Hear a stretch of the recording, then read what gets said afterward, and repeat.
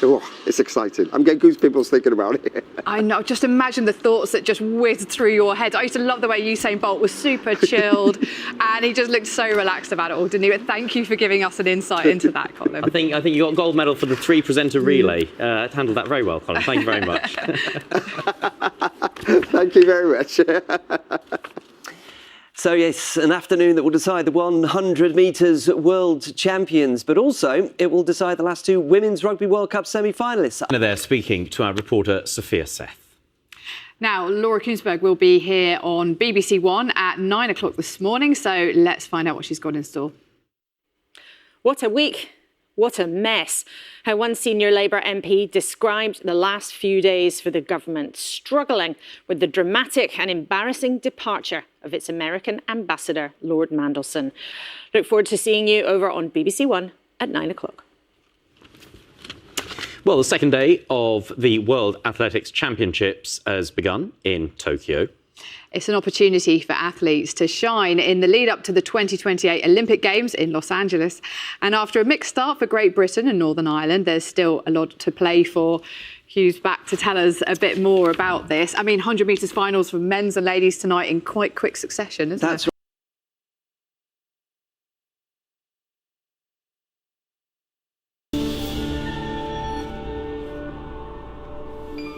Now on BBC Two, welcome if you're joining us from BBC One for breakfast.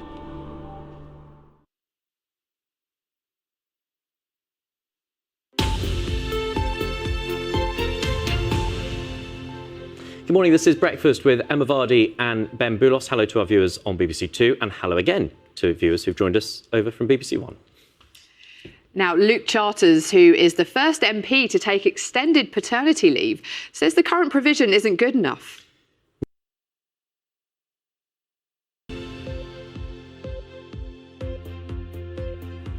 Hello, good morning. Welcome to Breakfast with Emma Vardy and BenMBoulos. Our headlines today.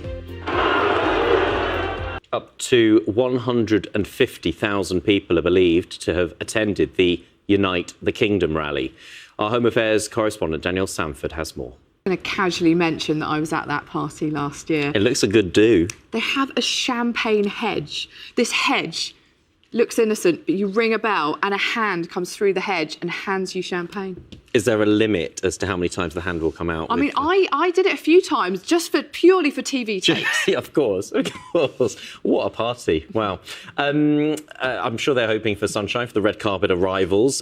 Will we have sunshine here? Someone who can answer that is Sarah. Good morning to you, Sarah. Yeah, good morning to you, Ben and Emma. Morning to you at home. Do you know what? I think we need one of those champagne hands to come out on the breakfast sofa and just hand us a cup of coffee every now and again. But yes, this morning we have got some sunshine. Giving us a glimmer of hope later in the week. Thank you very much. We'll see you a little later this morning. Thank you. A 64-year-old man says his life has been permanently changed after contracting West Nile virus. Because nobody knows what West Nile virus is and nobody realises the extent of the damage it can do physically and mentally to people. That was Sophia Seth reporting. Right, time now, 6:23. Let's take a look at today's front pages. And the Sunday Times is leading with what it calls the worst week of Starmer's leadership as it focuses on the ongoing row over the handling of Lord Mandelson's appointment and sacking. PM hired Mandelson without proper checks is the headline on the front of the Sunday Telegraph. According to the paper, Number 10 sent Lord Mandelson 3 questions asking about the extent of his relationship with Epstein prior to his appointment. The Sunday Mirror carries an interview with the recently appointed Foreign Secretary who's told the paper that the UK will never give up on Ukraine. Musk marches on London is the Observer's headline. The paper is one of several to note the tech billionaire Elon Musk's appearance via video link at Tommy Robinson's Unite the Kingdom rally, which saw around 150,000 people march through London yesterday. Now, it has been a slow breeding season for lots of native wildlife, but one... And that was Grace McGrory reporting.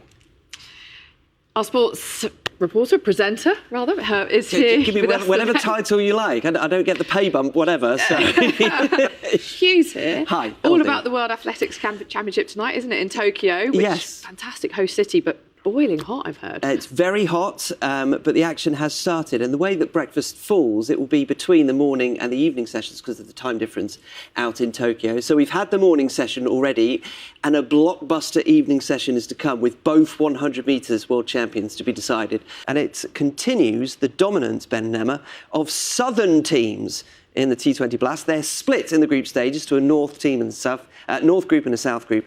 And for the last few years, it has all been the south. I live in the north. I'm going to complain. I'm a southern softie. Right, Hugh, and I know you are too from your background anyway. So thank you so much. We'll see you later. We will be back with the headlines at 7 o'clock. Time now for the travel show. I'm a southern softie. Right, Hugh, and I know you are too from your background anyway. So thank you so much. We'll see you later. We will be back with the headlines at 7 o'clock. Time now for the travel show.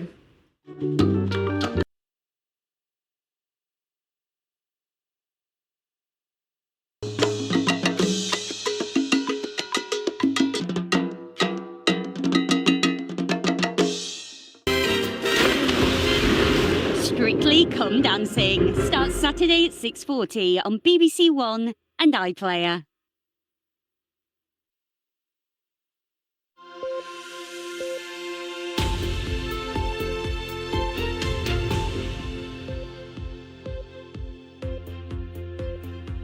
Hello, good morning. Welcome to Breakfast with Emma Vardy and BenMBoulos. Our headlines today. Thank you so much. Now, a survey of doctors across England has found that many are concerned that the government's 10-year plan could result in poorer standards of care for patients. Thank you. More than 20,000 ceramic poppies planted at Lincoln's International Bomber Command Centre are being picked, packed and posted out to new homes. Yes, the handmade flowers were part of a display marking 80 years since VE and VJ Day, which is now being dismantled with the help of volunteers. All of this. So a huge week for politics, a couple of days before President Trump's due to arrive.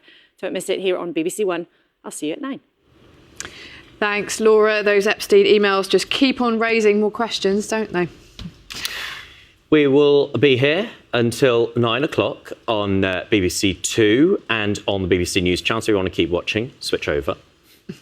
But this is where we will say goodbye to viewers on BBC One now. Catch you on BBC Two if you're turning over. Bye for now. The Premier League as well, Emma and Ben. Literally, shut yourself down for the afternoon because we've got sport wall to wall. It's very exciting. Is that what you get up to for the rest of your day after this, Hugh? Not with a 4-year-old, no chance. I know, if only, right? The luxury.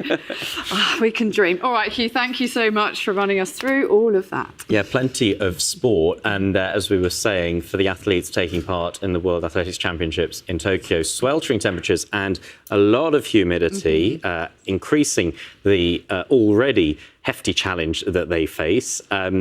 Whether we're going to get temperatures quite like that, I doubt it. I know, if only, right? The luxury. Oh, we can dream. All right, Hugh, thank you so much for running us through all of that. Yeah, plenty of sport. And as we were saying, for the athletes taking part in the World Athletics Championships in Tokyo, sweltering temperatures and a lot of humidity, increasing the already hefty challenge that they face.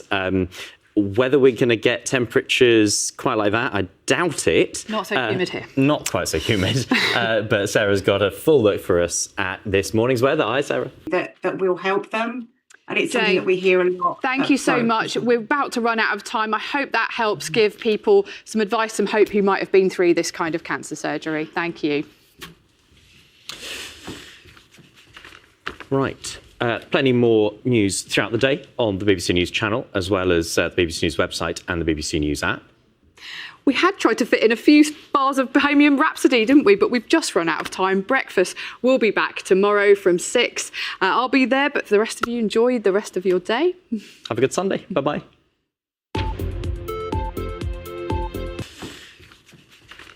Right. Plenty more news throughout the day on the BBC News channel, as well as the BBC News website and the BBC News app. We had tried to fit in a few bars of Bohemian Rhapsody, didn't we? But we've just run out of time. Breakfast will be back tomorrow from 6. I'll be there, but for the rest of you, enjoy the rest of your day.